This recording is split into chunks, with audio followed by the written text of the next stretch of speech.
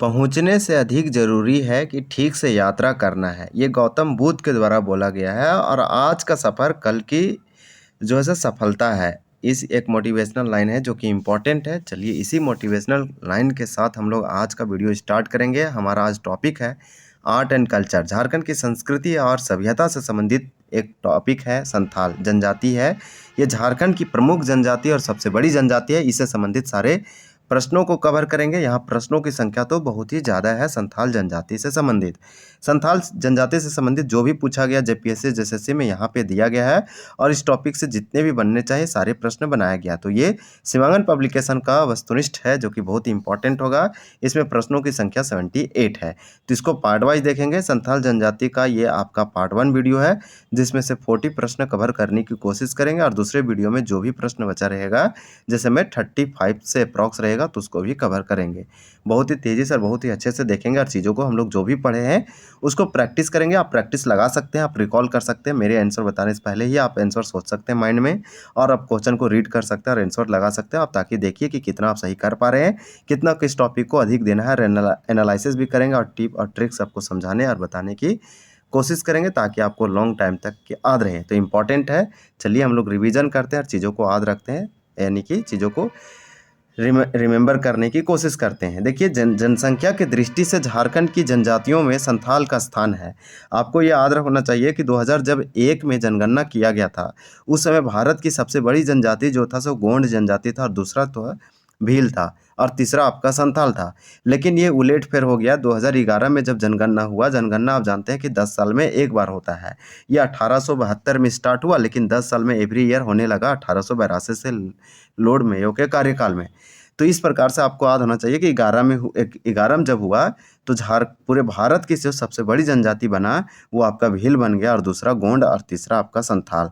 तो यही पूछा जा रहा है कि जनसंख्या के दृष्टि से यानी अकॉर्डिंग टू पॉपुलेशन झारखंड की सबसे बड़ी ट्राइब वो संथाल है, इसका स्थान कौन सा है? तो वो आपका पहला हो जाएगा और ये भारत का तीसरा बड़ी जनजाति बन गया जनसंख्या के हिसाब से।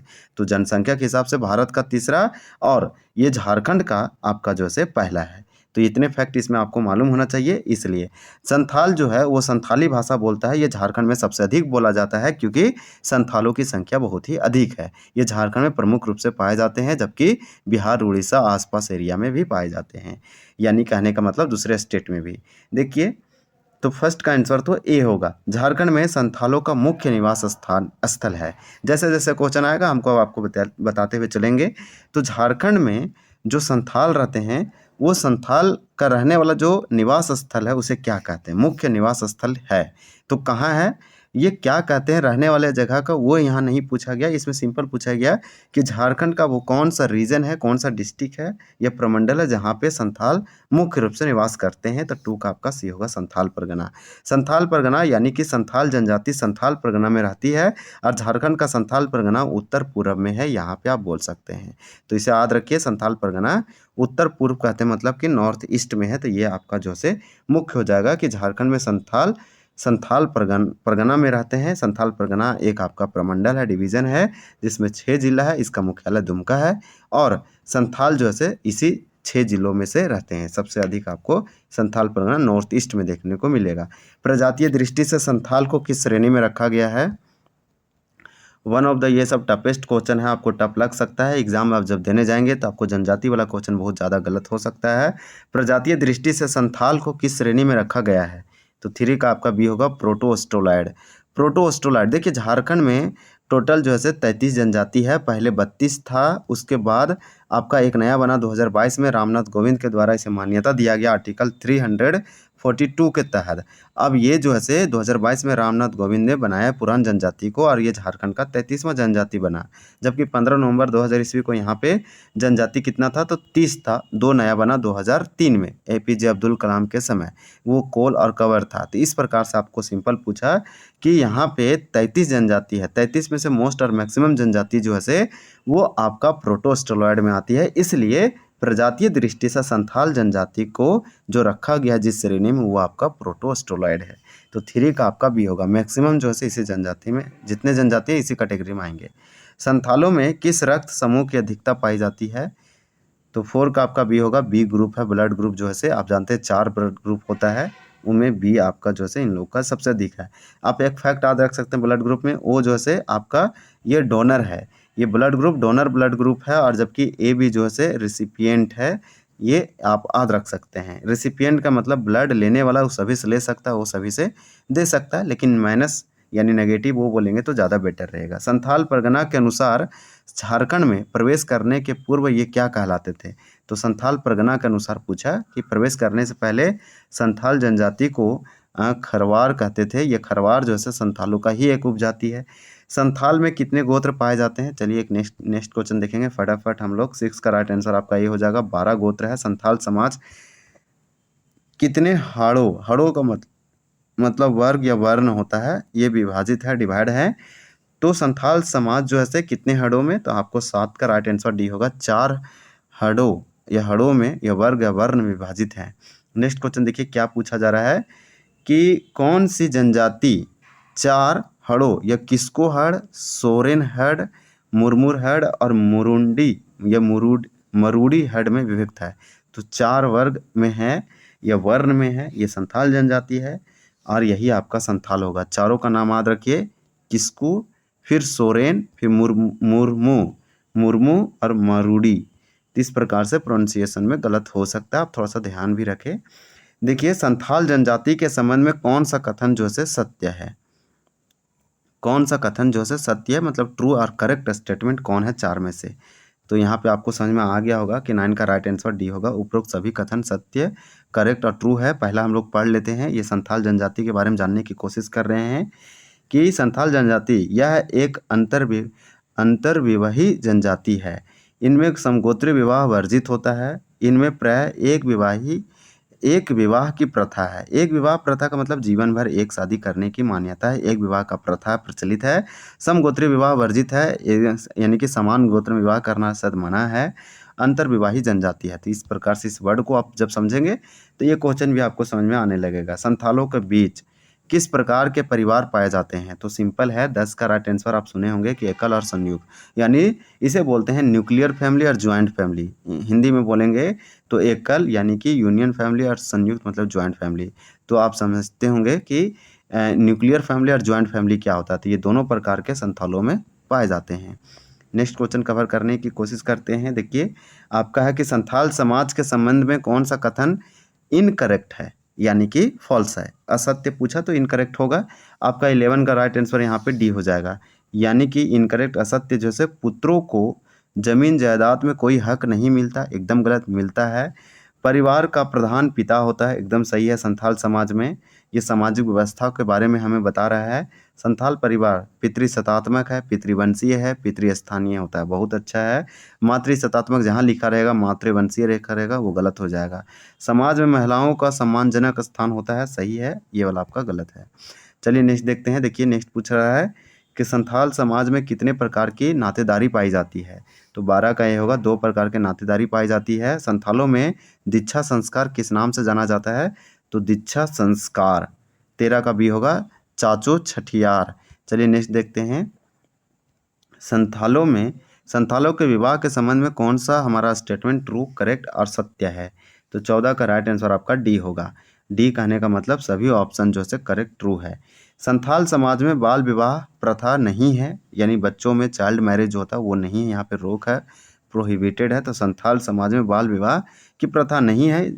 जीजा साली विवाह और देवर भौजाई विवाह की मान्यता है और विधवा विवाह भी प्रचलित है, यानी जिसे विडो मैरिज कहते हैं। इनमें तलाक की प्रथा पाई जाती है, तो यहाँ पे तलाक है, आप देख सकते हैं तलाक वाला दिया है। चलिए जिसे डिवोर्स बोलते हैं शायद।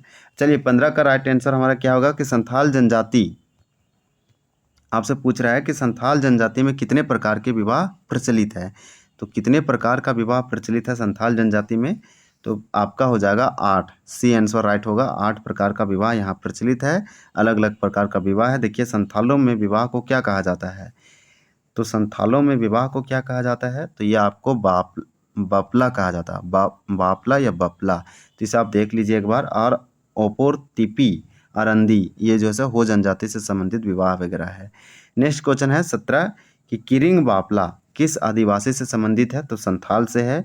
किरिंग बापला किरिंग जवाई इतूत निर्बलोक टुनकी दीपिल बापला घर दी जवाई एवं साग विवाह का प्रचलन ये जो है किस जनजाति में है सो पूछा गया। तो किरिंग बापला किरिंग जवाई ये सब आपका संथाल से है, बहुत फेमस है।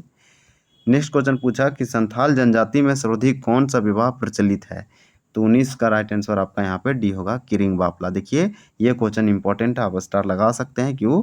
क्योंकि संथाल में जो विवाह का प्रारूप है प्रचलित सबसे अधिक टाइप वो किरिंग बापला है। किरिंग बापला के बारे में चलिए कथन है, कौन सा कथन पूछा कि सत्य है, यानी कौन सा स्टेटमेंट करेक्ट ट्रू है। 20 का राइट आंसर डी होगा, उपरोक्त सभी कथन सत्य है। चलिए जानते हैं किरिंग बापला। यह विवाह अगुआ के माध्यम से तय होता है। चलिए इसमें कोई एक आदमी होता है जो हेड करता है, लीडिंग करता है। इसमें वर पक्ष की ओर से कन्या पक्ष को पौन दिया जाता है। देखिए वर पक्ष की ओर से कन्या पक्ष को पौन दिया जाता है। बारात के खाने पीने का खर्च वर पक्ष द्वारा वहन किया जाता है। तो एक अच्छा तरीका है। अब हम लोग नेक्स्ट देखते हैं। 21 है कि कौन सा विवाह विधवा और परिपक्व का विवाह है। तो 21 का राइट आंसर यहाँ पे बी होगा, सांगा। तो सांगा जो है ये बोला कौन सा ऐसा विवाह विधवा और परिपक्व विवाह है, तो आपका सांगा है, ये विधवा है। चलिए संथालों में क्रय विवाह का कहा जाता है। तो जब भी विधवा विवाह परिपक्व विवाह बोलेगा तो सांगा होगा, जबकि क्रय विवाह बोलेगा तो क्या होगा, क्रय विवाह को संथालों में क्या कहा जाता है, तो सदाई बापला कहा जाता है। नेक्स्ट क्वेश्चन पूछा जा रहा है कि संथालों में विनियमन विवाह को किस नाम से जाना जाता है। तो विनियमन है, एक्सचेंज मैरिज है। 23 का आपका यहाँ पे राइट आंसर ए हो जाएगा, गोलाइटी बापला। तो गोलाइटी बापला विनियमन विवाह का नाम है संथालों में, यानी कि विनियम विवाह को ही गोलाइटी बापला के नाम से जानते हैं। विधवा विवाह को संथाल जनजाति में किस नाम से जाना जाता है। तो 24 का राइट आंसर आपका डी हो जाएगा, सांगा बापला। ये क्वेश्चन फिर से रिपीट आया कि संथाल जनजाति विधवा विवाह को सांगा या सांगा बापला के नाम से जानता है, जबकि विनियमन विवाह को गोलोटी विवाह कहते हैं या बापला कहते हैं। तो 23 का ए और 24 का डी होगा। 25 है, आपसे पूछा जा रहा है कि सेवा विवाह संथाल जनजाति में किस नाम से जाना जाता है। तो ये होगा घरदी जवाई बापला। फिर पूछ रहा है कि संथालों में हट विवाह, यहाँ पे हट विवाह है, यहाँ पे सेवा विवाह था। और ये बोला कि संथाल जनजाति में किस नाम से जाना जाता है हट विवाह को। तो संथालों में हट विवाह को किस नाम से, तो 26 का आपका बी हो जाएगा, निर्बलोक बापला। जबकि सेवा बापला को संथाल जनजाति में घरदी जवाई बापला। अब नेक्स्ट क्वेश्चन देखेंगे। देखिए 27 है और 27 में आपसे पूछा जा रहा है कि इतुत विवाह के संबंध में कौन सा कथन जो है सत्य है। तो 27 का राइट आंसर आपका यहाँ पे डी हो जाएगा, उपरोक्त सभी कथन हमारा सत्य और करेक्ट है। यह प्रेम प्रसंग के फलस्वरूप होता है, फिर माता पिता के स्वीकृति के बिना होता है, और मांझी के माध्यम से जुर्माना चुकाकर होता है। तो ये वाला सही है, ये इतुत विवाह के बारे में दिया था, जो कि सारे कथन यहाँ पे सत्य बताया जा रहा है। अब हम लोग नेक्स्ट क्वेश्चन देख लेते हैं 28 कि संथालों में वर पक्ष की ओर से कन्या पक्ष को दिए जाने वाला वधु मूल्य क्या कहलाता है। तो इस प्रकार से 28 का सिंपल राइट आंसर भी होगा, ये पौन कहते हैं। निम्न में से कौन सा कथन हमारा गलत है, असत्य है, इनकरेक्ट है। तो आपका जो है इसका राइट आंसर क्या होगा 29 का, तो डी हो जाएगा, यानी कि 29 का हो जाएगा डी। संथालों में मुखियनिंग देने का रिवाज नहीं है, तो ये आपका जो है गलत है। बाकी सारा में भी सही है, तो इसे आप एक बार रीड कर लीजिए। देखिए संथालों का सर्वोच्च देवता कौन है। 30 का राइट आंसर आपका यहाँ पे ए हो जाएगा, यानी संथालों का सर्वोच्च देवता, सर्वोच्च गॉड की बात करें तो सिंगबोंगा है। यही हो का भी है और मुंडा के भी है। अब देखिए नेक्स्ट पूछा जा रहा है आपसे कि संथालों का दूसरा सर्वोच्च या सर्व प्रमुख देवता कौन है। पहला तो सिंगबोंगा हो गया, दूसरा आपका जो है मरांग बुरू है। संथालों का मुख्य ग्राम देवता, ये ग्राम देवता है, इस नोटिस कीजिए। तो ग्राम देवता 32 का आपका यहाँ पे डी हो जाएगा, यानी जाहिर एरा। तो संथालों का मुख्य ग्राम देवता जाहिर एरा है, जबकि सर्वप्रमुख देवता संथालों का दूसरा कौन है। तो आपको 31 का हम बताएं सी मरांग बुरू। संथालों के किस देवता का निवास स्थान साल वृक्षों से घिरा जाहिर थान होता है। तो आपका 33 का ए हो जाएगा, जाहिर एरा। तो इसे आप याद रखिए, जाहिर थान होता है जो साल वृक्षों से घिरा होता है, जिसे जाहिर एरा कहते हैं। चलिए यहाँ पे इसी तरह से दे रखा है जाहिर एरा। इसे भी आप समझने की कोशिश कीजिए। संथाल समाज में किसे विश्व का विधाता माना जाता है? तो संथाल समाज में किसे विश्व का विधाता माना जाता है? तो 34 है, 34 का आपका बी होगा। ठाकुर जी को विश्व का विधाता या फिर निर्माता या सृजिता माना जाता है। इस प्रकार से याद रखिए। संथाल लोग देवी दुर्गा को किस नाम से पुकारते हैं? तो 35 का यहाँ पे आपका राइट आंसर क्या होगा? तो बी हो जाएगा, यानी जाहिर एरा। जाहिर एरा यानी संथाल लोग देवी दुर्गा को जाहिर एरा नाम से पुकारते हैं। ठाकुर जी कौन है संथाल समाज का? तो विश्व का विधाता है। संथालों का ग्रह देवता है, तो ग्रह देवता यह पूछा जा रहा है, तो इसका 36 का राइट आंसर हो जाएगा ए, यानी ओडक बोंगा। यह ओडक बोंगा हो जाएगा। फिर है संथालों का कुल देवता कौन है? कुल देवता, तो 37 का आपका यहाँ पे राइट आंसर डी हो जाएगा, आपगे बोंगा होगा। संथाल गांव का धार्मिक प्रधान कौन होता है? तो संथाल गांव का धार्मिक प्रधान पूछा गया, 38 का आपका राइट आंसर सी होगा, नाइके। आप याद रखिए कि संथाल गांव का धार्मिक प्रधान नाइके होता है। फिर पूछा रहा है कि सफाहोड़ संप्रदाय का संबंध किस जनजाति से है? तो सफाहोड़ के बारे में पूछा जा रहा है, तो 39 का आंसर होगा संथाल। सफाहोड़ समुदाय का संबंध आपका जो है संथाल से है, सफाहोड़ जनजाति या सफाहोड़ समुदाय। देखिए सनातन संथालों को क्या कहा जाता है? तो आपका 40 का राइट आंसर यहाँ पे बी होगा, बोंगा होड़। संथाल गांव का प्रधान कौन होता है? तो संथाल गांव का प्रधान पूछा जा रहा है, तो इसलिए 41 का राइट आंसर यहाँ पे आपका डी हो जाएगा, मांझी। संथालों गांव का प्रधान संथाल गांव का प्रधान मांझी है। संथाल गांव के पंचायतें कहाँ बैठती है? तो ये वाला सारे इंपॉर्टेंट है, ये सब क्वेश्चन पूछा जा सकता है। 42 का राइट आंसर सी होगा, मांझी थान। ये जेपीएससी में पूछा 2026 में कि मांझी थान किस जनजाति से संबंधित है? मांझी थान संथाल से संबंधित है, और ये संथाल गांव की पंचायत यहीं बैठक होता है, जिसका हेड मांझी वगैरह होता है। संथाल गांव का प्रधान मांझी होता है। ये दोनों क्वेश्चन बहुत अच्छे लेवल का क्वेश्चन है। फिर देखिए आपसे क्या पूछा कि संथालों में युवाओं को नैतिक शिक्षा कौन देता है? तो नैतिक यानी मोरल वैल्यू जो है कौन देता है? 43 का राइट आंसर भी होगा, जोग मांझी देता है। बिटलाहा के संबंध में कौन सा कथन हमारा सत्य है? तो 44 है, 44 का राइट आंसर डी होगा, उपरोक्त सभी कथन सत्य है। ये संथाल समाज का सबसे कठोर है, सबसे बड़ा सजा है, सबसे कठोर है। यह एक तरह का सामाजिक बहिष्कार है, समाज गांव से बाहर कर देना, निकाल देना। यह सज़ा निषिद्ध यौन अपराध यानी कि सेक्सुअल एक्सप्लॉयटेशन, या फिर आप समझिए कि सेक्सुअल से संबंधित है, स्थापित होने पर अपराधियों को दी जाती है। फिर पूछा कि इनमें से कौन सा कथन सत्य है। और अगर आपको बता दें कि बिटलाहा को कैसे ठीक किया जा सकता है, तो पूरे गांव को भोज कराकर। तो नेक्स्ट क्वेश्चन आपसे 45 नंबर पूछा जा रहा है कि निम्न में से कौन सा कथन सत्य है? तो आपका 45 का राइट आंसर यहाँ पे डी होगा, उपरोक्त सभी कथन सत्य है। कि संथालों के सारे पर्व कृषि या प्राकृतिक से संबंधित है, यह आपका सही है, कृषि एग्रीकल्चर और नेचर से संबंधित है। संथालों के त्योहारों का प्रारंभ आषाढ़ महीने से होता है।